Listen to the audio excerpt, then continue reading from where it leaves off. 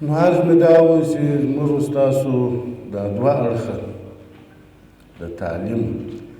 که دیني تعلیم راواخلو که عصري تعلیم راواخلو په دې دواړو اړخو کې زه څه کمزوریانې محسوسوم. په ځینو جلساتو کې په ځینو غونډو کې زه دا خبره په تکرار سره کوم چې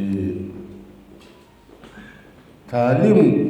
که د دین تعلیم دی که د دین علم دی که د دنیا علم دی که دیني علوم دی که عصري علوم دی زموږ د معلوماتو مطابق دا کیفیت یې ډېر مخ په کمزوري روان دی او داسې د اسلامي امارت نظام دی او اسباب هم هر څه راته برابر دی او وخت هم الله جل شانو راکړی دی امکانات هم تر یوه اندازې پورې په لاس کې لرو او موږ د دې علومو که دیني علوم دي که عصري علوم دي چې د دې د کیفیت په لوړولو کې موږ کوشش ونه کړو والله په ورځ د آخرت به الله زموږ ستاسې څخه سخت محاسبه راسره وکړي.